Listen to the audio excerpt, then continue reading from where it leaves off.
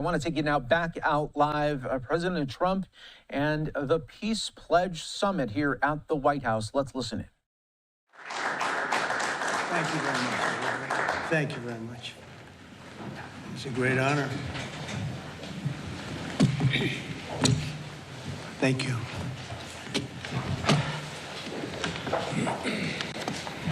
It's a long time, 35 years. They fought, and now they're friends, and they're going to be friends for a long time. But it's a big, beautiful honor to welcome everyone to the White House for this very historic peace summit between Armenia and Azerbaijan. It's really a great thrill for me. I love seeing good people get together, and that's what you have. You have two great leaders. I want to congratulate these two visionary people, Prime Minister Pashinyan and President Aliyev, for coming to Washington to sign this momentous joint declaration. It's a tremendously important document, and it's been a long time in coming. They were explaining before that so many times they thought they could get there. It never happened, just never happened. I also want to thank Secretary of State Marco Rubio, Special Envoy Steve Witkoff, and their teams at the State Department. And I see that we have Chris Wright outside and Senator Steve Daines sitting right here. Thank you, Chris. Thank you very much. And Steve, thank you very much. And we have some other wonderful dignitaries, including the dignitaries from your country. But they provided tremendous diplomatic assistance. And Marco, congratulations. It's a big thing. Keep going. He got many jobs. And then, of course, you would say Steve was quite influential. I call him Henry Kissinger, who doesn't leak. For more than 35 years, Armenia and Azerbaijan have fought a bitter conflict that resulted in tremendous suffering for both nations. They suffered gravely for so many years.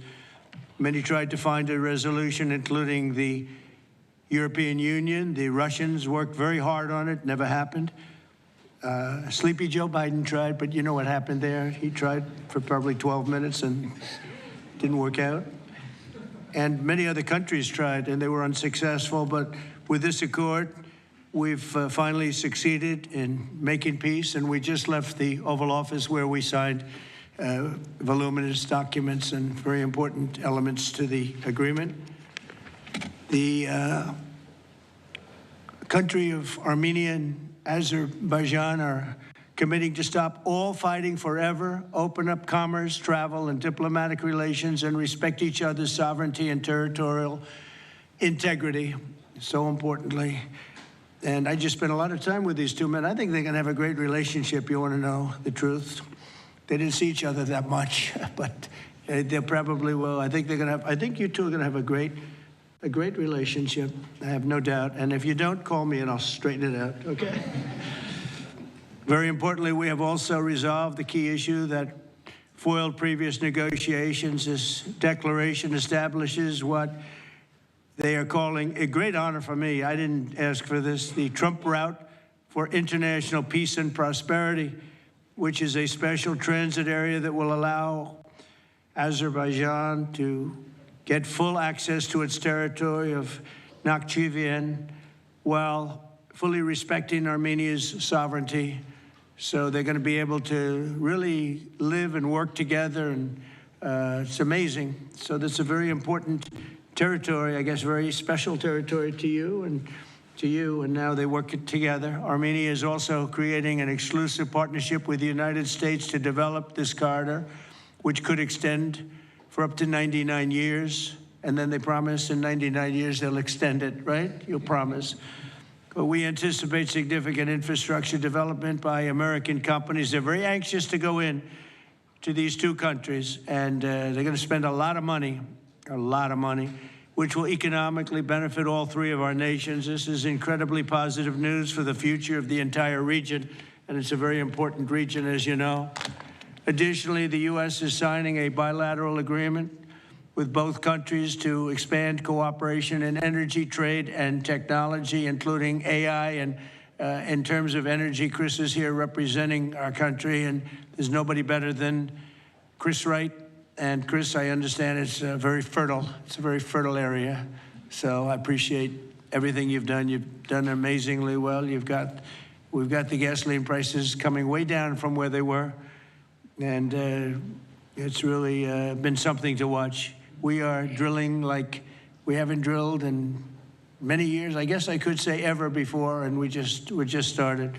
We're also lifting restrictions on defense cooperation between Azerbaijan and the United States of America. The president, that's a big deal. Unless, is that important to you? I think so. That was pretty good. They're very happy about that. So am I. As president, my highest aspiration is to bring peace and stability to the world. Today's signing follows our success with India and Pakistan. They were going at it. They were going at it big, and they were great, two great leaders that came together just prior to what would have been a tremendous conflict, as you know, a nuclear conflict probably. Also the Congo and Rwanda. Now that was one which was going on for 31 years. You have them beat. 35 years you had them beat.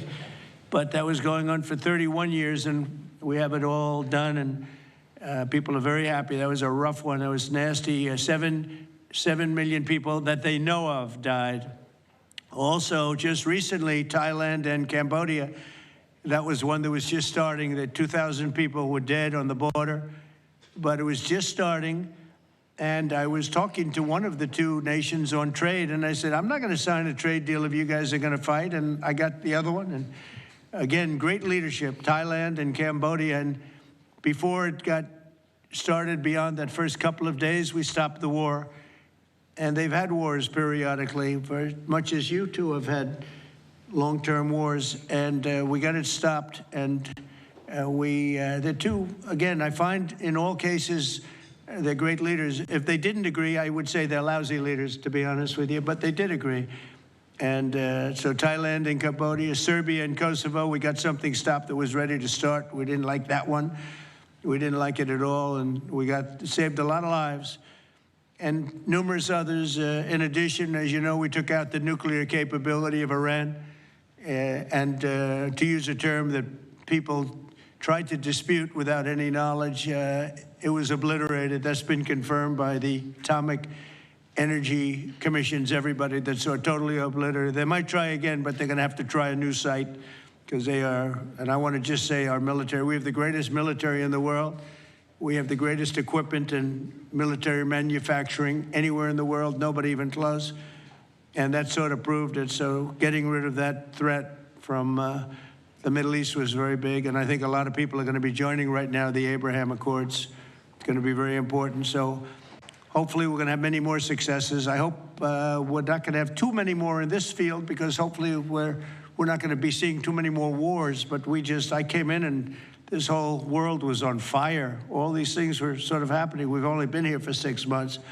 The world was on fire. We took care of just about every fire, and we're working on another one that you're reporting on very strongly with Russia, Ukraine.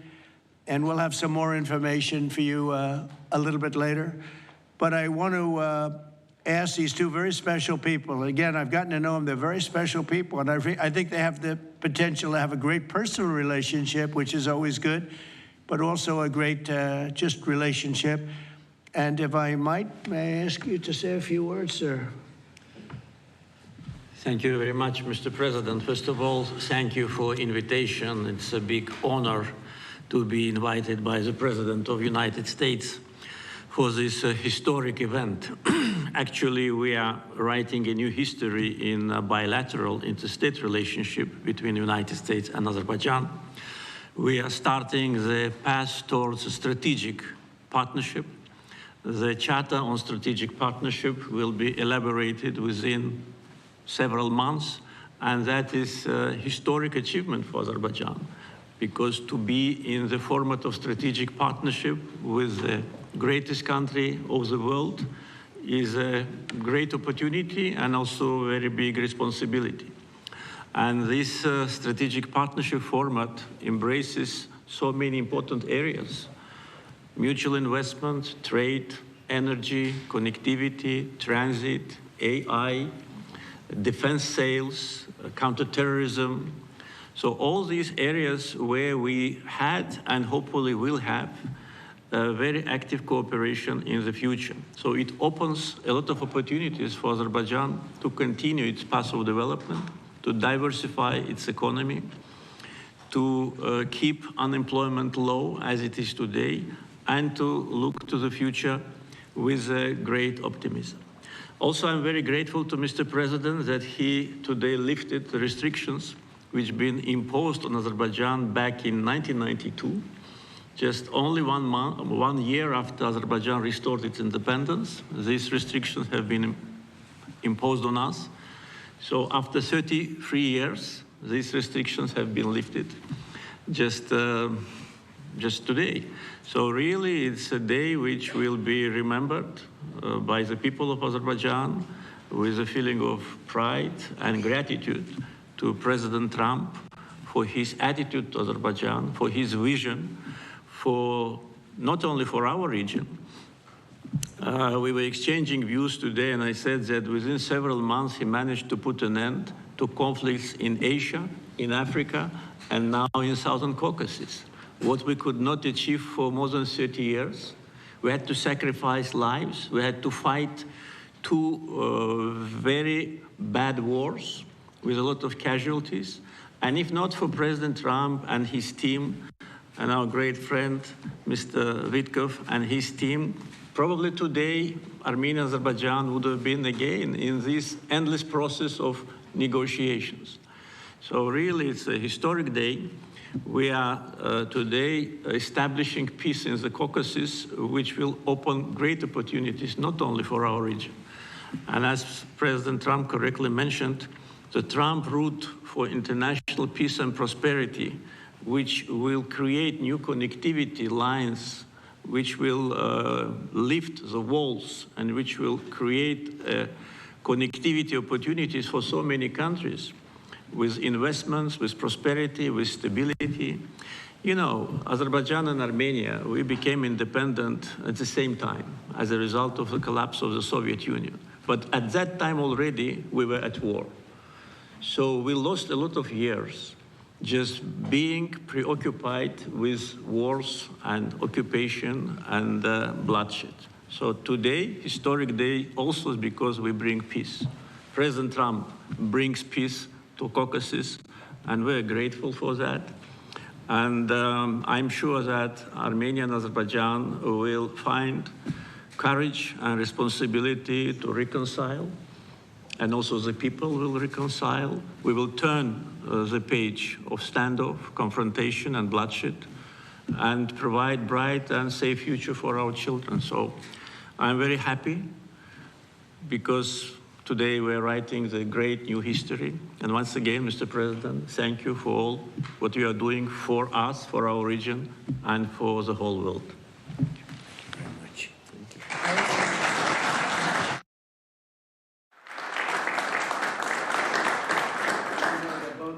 Great leaders. How long have you been in the leadership position? 22 years. 22 years. Yeah. That's pretty good. That means he's tough and smart. And it's an amazing part of the world. Congratulations. Thank what you. a great honor to be involved. Thank you very much. Please. Thank you, Mr. President, ladies and gentlemen. Today we have reached a significant milestone in Armenia-Azerbaijani relations. We're laying a foundation to write a better story than the one we had in the past. This breakthrough would be simply not have been possible without President Trump's personal engagement and his resolute commitment to peace in our region. The initiating of peace agreement will pave the way to end the decades of conflict between our countries and open a new era based on the full respect for the sovereignty and territorial integrity of each other. Today's declarations, which President Trump personally will sign as well as witness, gives confidence and assurance that we're opening a chapter of peace, prosperity, security, and economic cooperation in the South Caucasus. In this context, allow me to highlight the agreement on opening transport communications in the region based on the principles of sovereignty, territorial integrity, and jurisdiction. I'm particularly thrilled that together with the US, Armenia will work to bring to life the Trump Road for Peace and Prosperity, a connectivity project that will unlock the entire region. TRIP will unlock strategic economic opportunities that will create long-term benefits. It will promote infrastructure investment, enhance regional connectivity, and strengthen U.S. leadership as a champion of conflict resolution. I want to thank President Trump and his team for brokering this game-changing outcome between Armenia and Azerbaijan. This is a great deal we've achieved today. This is a success for our countries and for our region, and a success for the world, because a more peaceful region means a safer world. This is peace through strength in a nutshell. Mr. President, today's great achievement is yet another testimony to your global leadership and your legacy as a statesman and a peacemaker on the world stage. Bringing peace required vision, political courage, and determination. But what is most important is that it requires faith in the cause. As it is said in the Holy Bible, blessed are the peacemakers, for they will be called children of God.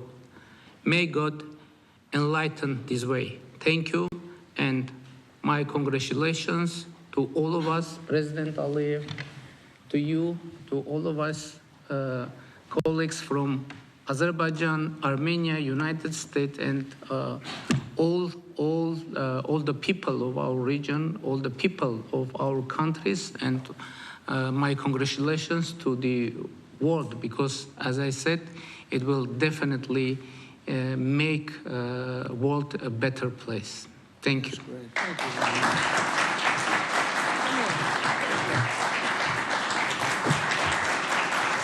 President of the United States, the President of the Republic of Azerbaijan, and the Prime Minister of the Republic of Armenia will now sign the joint declaration on the outcomes of the Trump Route for International Peace and Prosperity Summit. That's really They will beautiful. sign 3 copies in English. The President of the United States signs as a witness to the President of the Republic of Azerbaijan and the Prime Minister of the Republic of Armenia, affirming their path to peace, stability, and prosperity. We kindly ask that all guests remain seated for the signing of the documents.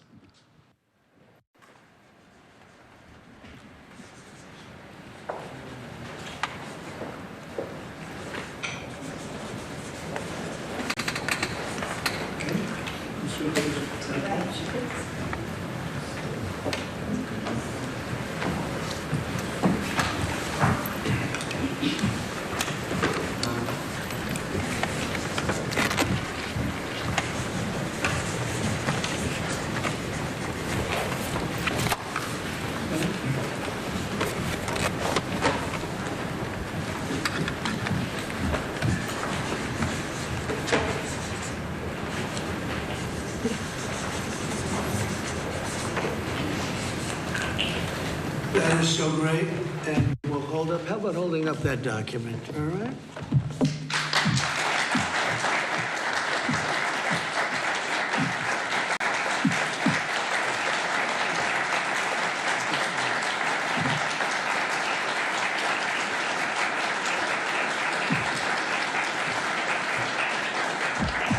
Well, thank you. This is really a big day, and we have some other big announcements, but I didn't want to make them because I don't want to do anything that could even, in a little way, overshadow what's taken place today. 35 years of death and hatred, and now it's going to be love and respect and success together. And I didn't really want to do anything that would in any way overshadow. I don't think it can be overshadowed. when you're at war and so many people have suffered and so many people have been killed, and now you're going to have great peace. And I look forward to that corridor, because that corridor sounds, I'm going to have to get over there. I'll bring Senator Daines with me, and we're going to have to get over there, Steve. So, but this is a really great achievement, and I congratulate you. You're two incredible leaders. You're going to go down in history. And I've read the whole thing about how long it took, and you thought you were there and people let you down, and sometimes you probably let people down. Maybe, I don't know how it works, but that's the way it usually does. But this is something that is very, very special. So I don't want to get in the way of it at all, but we'll take a few questions, maybe at least slightly related, but we have some other things to announce later on in the day. Peter, please. Related, just because you mentioned the elusive peace in Ukraine. Who is holding up this Ukraine ceasefire summit? Is it Putin or is it Zelensky? Well, I think it's, that one is, as you know, we've been working on a lot of these deals. We've closed every single one of them all throughout the world, and that's the last of them. And they're losing, Peter, about 6, maybe even 7,000 soldiers every single week. Russia, as you know, lost almost 25,000 over the last month and a half, and Ukraine lost just a small number, fewer. It's a lot of people are dying, and I think we're getting very close. And we're going to be announcing later on. We're going to have a meeting with Russia. We'll start off with Russia, and we'll announce a location. I think the location will be a very popular one for a lot of reasons. But we'll be announcing that a little bit later. I just don't want to do it now because of the importance of what we just did. And I completely understand that. Just a follow-up. Are you surprised that Zelensky hasn't figured out by now, in years of war, how to deal with you and to deal with Putin without needing permission to make concessions from his parliament or from a national referendum? Well, he's going out and getting what he needs. You know, he's not authorized to do certain things. I said, well, you're going to have to get it fast because, you know, we're getting very close to a deal. And he's doing that, and he's working with the European nations, and they're terrific people, terrific leaders, NATO. And as you know, I became very friendly with them. They agreed to go from 2% to 5%, 2% that they didn't pay to 5% that they've already paid. It's trillions of dollars. So, you know, we're working together very closely. But no, in all fairness to President Zelensky, he's getting everything he needs to assuming we get something done. But I'll be meeting very shortly with President Putin. It would have been sooner, but I guess there's security arrangements that unfortunately people have to make. Otherwise, I'd do it much quicker. He would too. He'd like to meet as soon as possible. I agree with it. But we'll be announcing that very shortly, okay? And location. Yeah, please. Mr. President, with this meeting with Putin, is this Russia's last chance to achieve peace? And do you expect Ukraine to make any type of territorial concession? Yeah, I don't like using the term last chance. Look, it's, you know, look, this is two very, very smart people. They've been going at it and their predecessors also very smart. They've been going at it for 35 years. It's tough. And, you know, when those guns start going off, it's awfully tough to get them to stop. It really does. It's a war that should have never happened. It would have never happened if I were president. There was no reason for it. So many people are killed, so much cultural destruction. You look at those magnificent towers, the most beautiful in the world. You know, the spires were considered the most beautiful in the world. They're all in a million pieces laying on the ground, all obliterated, knocked into a million pieces. So sad. But millions of people have died. And very, very much set in their ways. A lot of people were set in their ways, but I think we're getting close. I mean, this was not my war. This was Biden's war. But the European Union has been great. As you know, they're purchasing equipment from us. They have a lot of money, and they're spending a lot of money on buying equipment. We're not spending money, but we are supplying them equipment. They're paying for it. And I think, you know, that a lot of things happened recently that would make this go forward. I'm not going to mention anything having to do with India, but maybe that had an impact. But what really had an impact was NATO has stepped up in terms of their spending on buying military equipment. You know, we're in for probably through Biden and his people, $350 billion. $350 billion. When they hear these numbers, you're saying that's a lot of money. $350 billion the United States has spent on that. It should have spent nothing because it should have never happened. It would have never happened. And Europe is in for over $100 billion, which is, it should be the opposite if we were in for anything, but it should be the opposite. And I will say that Europe wants to see peace. The European leaders want to see peace. President Putin, I believe, wants to see peace, and Zelensky wants to see peace. Now, President Zelensky has to get all of his everything he needs because he's going to have to get ready to sign something, and I think he is working hard to get that done. Will Zelensky have to give up territory, Mr. President? Well, you're looking at territory that's been fought over for 3.5 years with, a lot of Russians have died, a lot of Ukrainians have died. So we're looking at that, but we're actually looking to get some back and some swapping. It's complicated. It's actually nothing easy. It's very complicated, but we're going to get some back. We're going to get some switched. There'll be some swapping of territories to the betterment of both. And but we'll be talking about that either later or tomorrow or whatever. Yeah, please. Say it. If I could ask a question of your guests and also of you. Yeah. Of the guests, will the Armenians from Nagorno-Karabakh be allowed to return? And also, do you have any thoughts on the talk about President Trump winning the Nobel Peace Prize? And for President Trump, you're working on resolving 2 other major conflicts. In Gaza, you've spoke of resettling the Gazans. The country of Somaliland has expressed potential interest if you were to diplomatically recognize their independence. Are you inclined to do so? And also, did President Putin present an award to Mr. Witkoff during their recent visit? He likes Mr. Witkoff, I can tell you that. That's true. Please, go ahead. I think President Trump deserved to have a Nobel Peace Prize, and we will defend that, and we will promote for that, and that's obvious.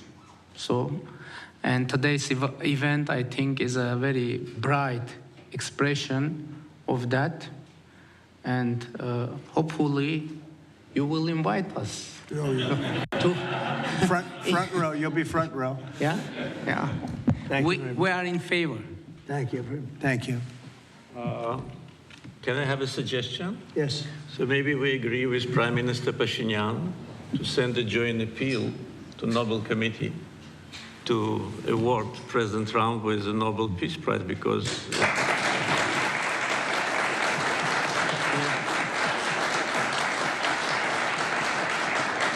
from the leaders of the countries which were at war for more than 3 decades, having this historic signature here, it really means a lot. This is tangible result of President Trump's leadership, and no one could have achieved that.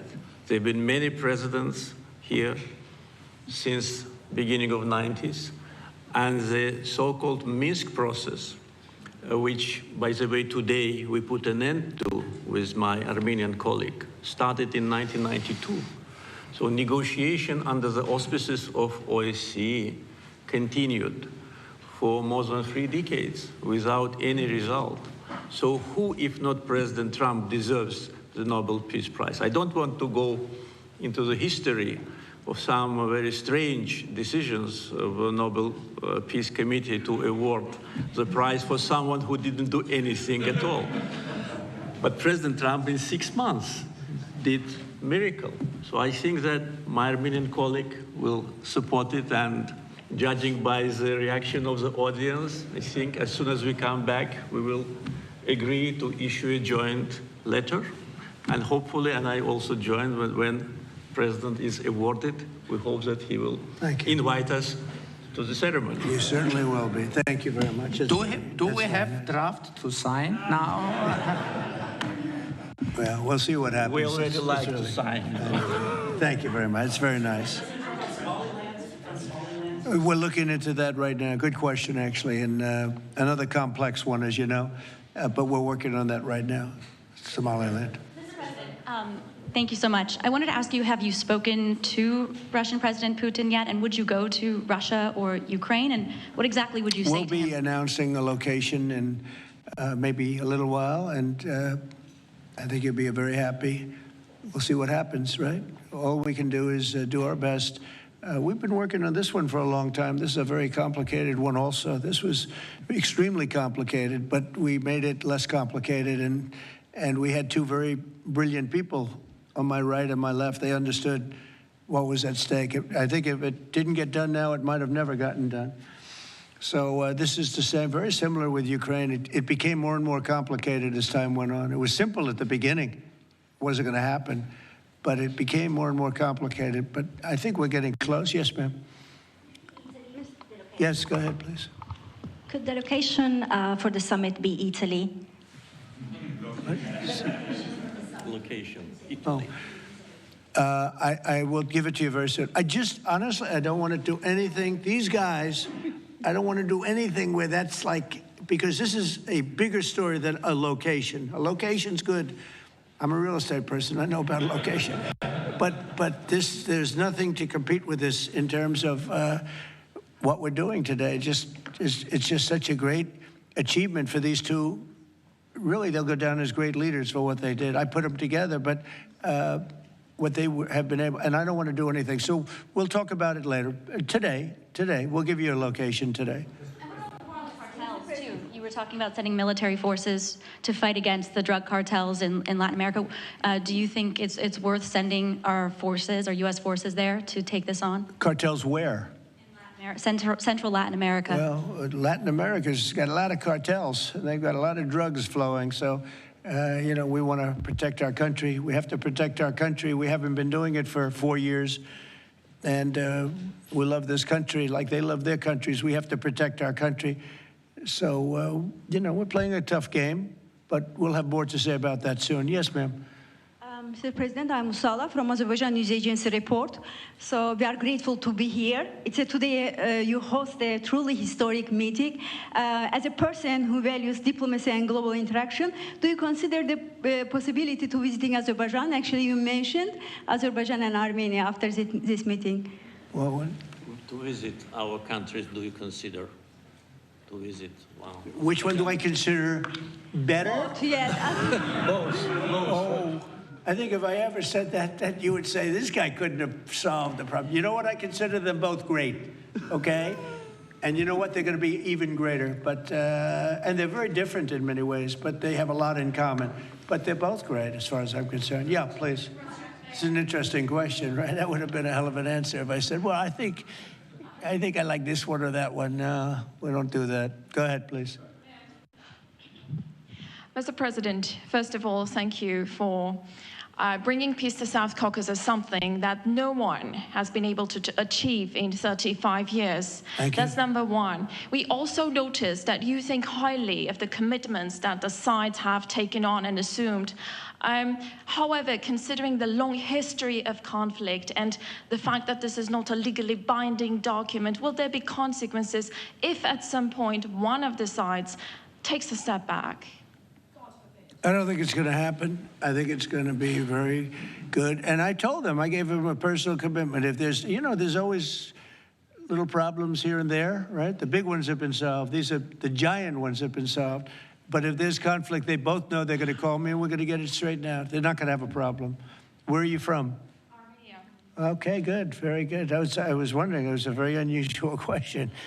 But it's not unusual considering you're from Armenia. If there's a problem, we will get it worked out. I told them both, don't let the problem last. We get it early and we'll get it solved. Good reporter you have over there. Okay? Can I add? Please. Yeah. First of all, I'd like to say that today we initialed the peace deal, which was in the process of negotiations for quite a while. The fact that it is initialed here, in the capital #1 of the world, in the office #1 of the world, and in front of the great president of the United States, means that there should be no doubts and no suspicions that any of the sides would step back.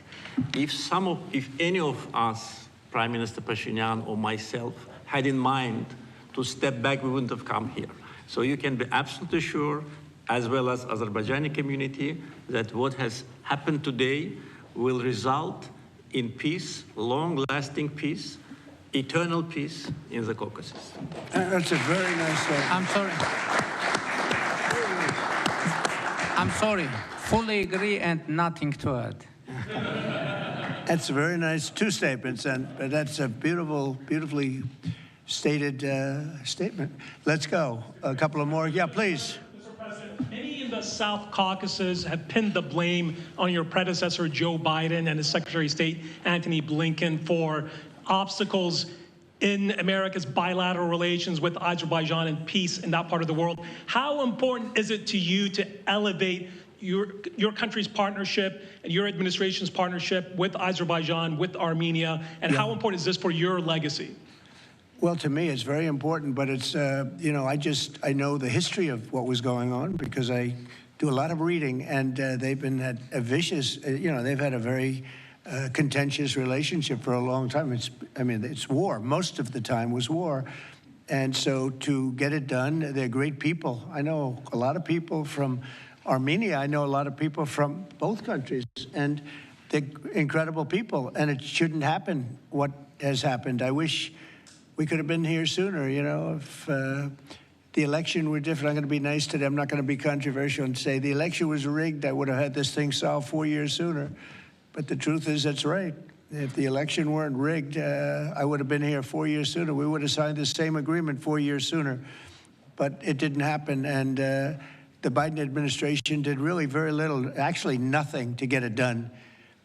But they did nothing to get really anything done. It was this country was in very serious shape. And I say it over and over again. I met all the leaders of NATO. I went, as you know, to the Middle East. I was with the King of Saudi Arabia, the leaders of great countries, right? Qatar and UAE and others in the Middle East. And everyone essentially said the same thing. We had a dead country 1 year ago. We had a dead country. Our country was dying.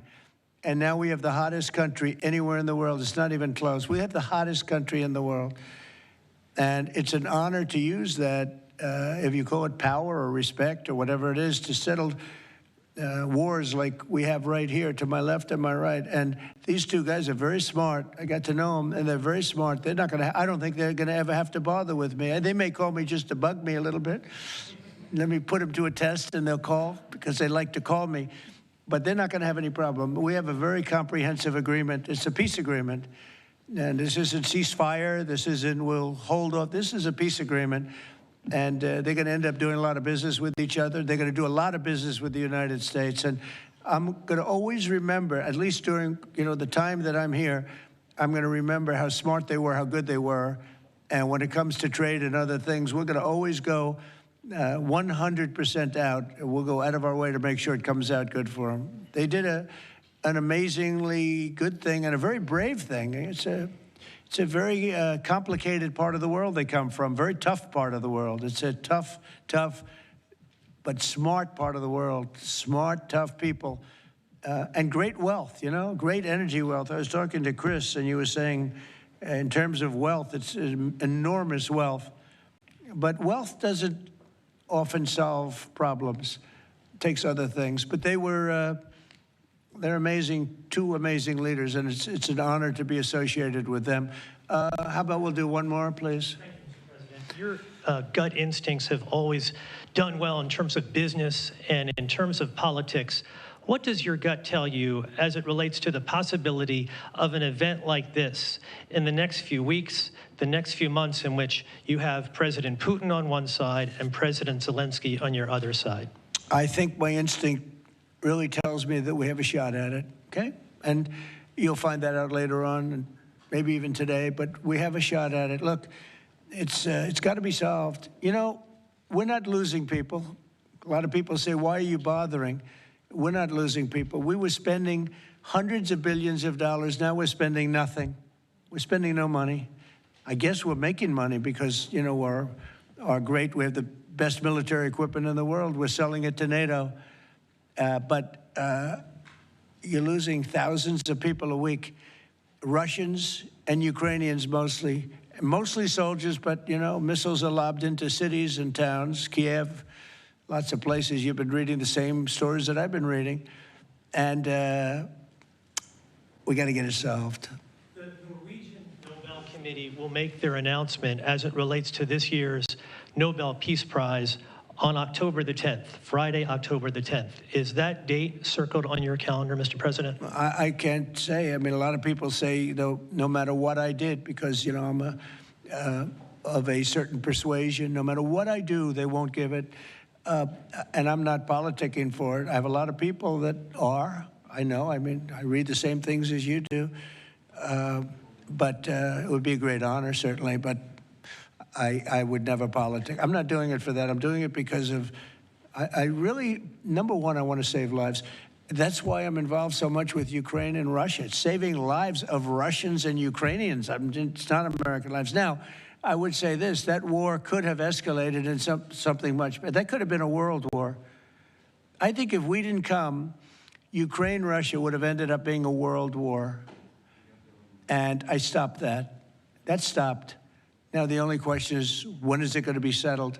And it could be very soon, but when is it going to be? But that would have been a world war. If I didn't come along with a very talented group of people sitting largely right here, but there are others not in the room that are very talented, I think Russia, Ukraine would have had a very, very high degree, I think even probably would have ended up being in a world war.